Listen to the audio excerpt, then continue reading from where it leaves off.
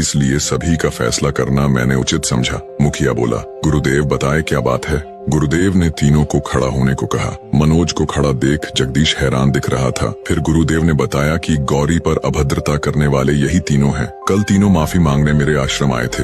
मैंने इन्हें कल ही माफ कर दिया था, लेकिन गांव वालों के सामने ये बात रखना उचित था। तभी जगदीश क्रोध में बोला, गुरुदेव आपने इसे माफ कर दिया है, लेकिन मैं इसे माफ नहीं करूंगा। गांव के मुखिया ने समझाया कि जगदीश बच्चे हैं, गलती हो जाती है। गांव की कमेटी ने आपस में बातचीत किया। एक ने कहा कि अगर इनको सजा नहीं दी गई तो ऐसी हरकत गांव का कोई और भी लड़का कर सकता है।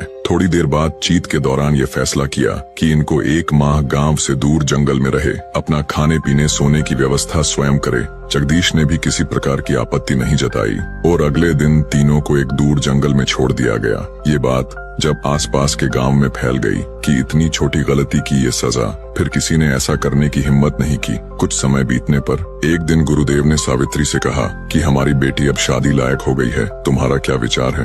हाँ, अब उसके लिए भगवान एक अच्छा जीवन साथी खोज दे ताकि हमारी बिटिया को कोई दिक्कत ना हो। गुरुदेव ने कहा, तो मैं फिर देखूं अपनी बिटिया के लिए राजकुमार। सावित्री ने कहा, जी हाँ बिल्कुल देखिए। इतना सुनते ही गौरी शर्माते हुए अंदर चली गई। गुरुदेव प्रसन्न बैठे थे। कल गुरुदेव दूर गांव जाने का फैसला किया। सावित्री ने भी उनको खाना पैक करके दे दिया ताकि देर हो जाए तो रास्ते में खा लेंगे। गुरुदेव को चलते चलते शाम हो गई थी। उन्हें एक पत्ते पर जाना था जहाँ एक साधु महात्मा का आश्रम है, जहाँ वो अपनी बिटिया के रिश्ते की बात करना था। लेकिन शाम होने पर वह पास के गांव में रुकना उचित समझा। जब वह गांव गए तो गांव के लोगों ने गुरुदेव के रुकने की अच्छी व्यवस्था कर दी और कुछ लोग मिलने भी आए कि गुरुदेव से कुछ ज्ञान मिलेगा। सभी लोग अपनी अपनी बात कर रहे थे, लेकिन एक गांव का व्यक्ति शांत बैठा था। दिखने में ठीक ठाक व्यक्ति था, पर गुरुदेव से कुछ बोल नहीं रहा था। जब बहुत देर हो गई तो गुरुदेव बोले, शिष्य तुम बहुत परेशान से बैठे हो, कोई समस्या है क्या? उस व्यक्ति का नाम मंगल सेन था,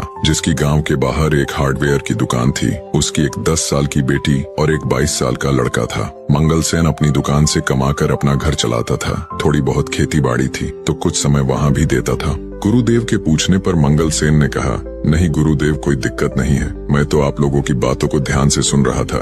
गुरुदेव ने उसके चेहरे को पढ़ लिया। कोई तो परेशानी है इस व्यक्ति को, लेकिन इन सभी लोगों के कारण वह खुलकर बता नहीं रहा है। गुरुदेव बोले, तो मंगल सेन आज आपको मेरा एक काम करना होगा। जी गुरुदेव, आज्ञा कीजिए। आज रात्रि का भोजन हमारा तुम्हारे घर से आएगा और तुम लेकर आओगे। जैसी आपकी आज्ञा गुरुदेव। मंगल सेन अपने घर गया और पत्नी से बोला, गुरुदेव आए हैं हमारे गाँव, खाना हमारे घर से जाएगा, तुम जल्दी से कुछ अच्छा सा खाना बना दो। उसकी पत्नी ने प्रसन्नता पूर्वक अच्छा खाना बनाया। कुछ समय बाद सभी गांववासी अपने अपने घर को चले गए। इसके आगे की